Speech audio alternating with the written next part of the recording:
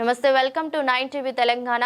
డబ్బులు ప్రలోభాలు మద్యం ఉన్నప్పటికీ కూడా మానవాడేవాడో పనిచేసేవాడెవడో గుర్తించి ప్రజలు కౌన్సిలర్ అభ్యర్థులుగా గెలిపించుకోవాలని మల్కాజ్గిరి ఎంపీ ఈటెల రాజేందర్ అన్నారు. నేడు ఎల్లంపేట్ మున్సిపాలిటీలో నిర్వహించిన నామినేషన్ ర్యాలీలో ఎంపీ ఈటెల పాల్గొన్నారు. బీజేపీ పార్టీ కౌన్సిలర్ అభ్యర్థుల తరపున నామినేషన్ దాఖలు చేసేందుకు భారత్ బైబిల్ కాలేజీలోని నామినేషన్ కేంద్రానికి అభ్యర్థుల తరపున మద్దతుగా వచ్చారు.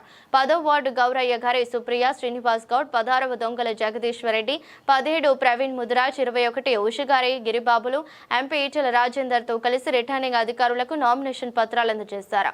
కార్యక్రమంలో జిల్లా ఉపాధ్యక్షుడు జగన్ గౌడ్, గుండ్ల పోచంపల్లి కౌన్సిలర్ మల్లికార్జున్, శ్రీరంగవరం గ్రామ బీజేపీ పార్టీ అధ్యక్షుడు భూపాల్, బీజేపీ నాయకులు వెంకట్ ముదిరాజులతో పాటు తదితరులు పాల్గొన్నారు.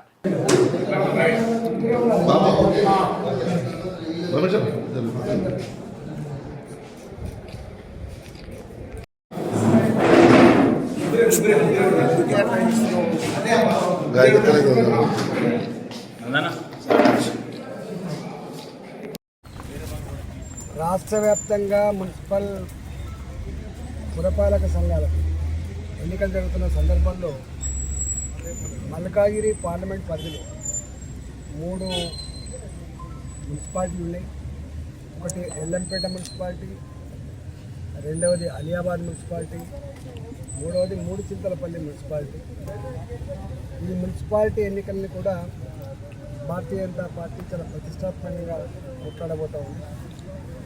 అనేక సంవత్సరాలుగా పనిచేసిన మా కార్యకర్తలకు, నాయకులకు ఉండే ఏకైక అవకాశం ఈ కౌన్సిల్ ఎన్నికలే కాబట్టి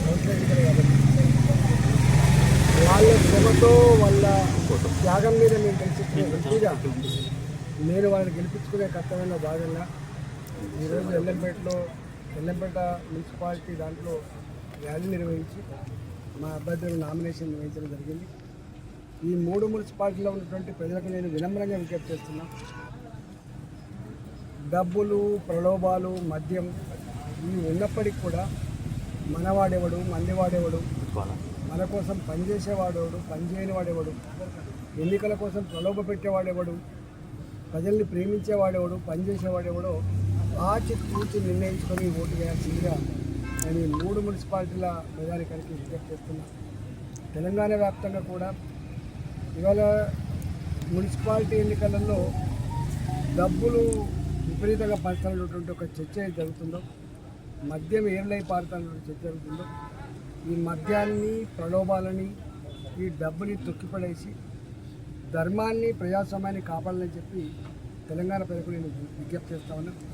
డబ్బులు ఖర్చు పెట్టి గెలిచిన వాళ్ళు మళ్ళీ సర్వీస్ చేయడానికి ఏం మాట్లాడతారో మీకు తెలుసు కాబట్టి గౌరవంగా గల్లెగిరేసి మీ అవసరాన్ని చెప్పగలిగేటువంటి ధైర్యం, చెప్పగలిగే హక్కును కోల్పోవద్దని చెప్పి నేను వినమ్రంగా విజ్ఞప్తి చేస్తాను.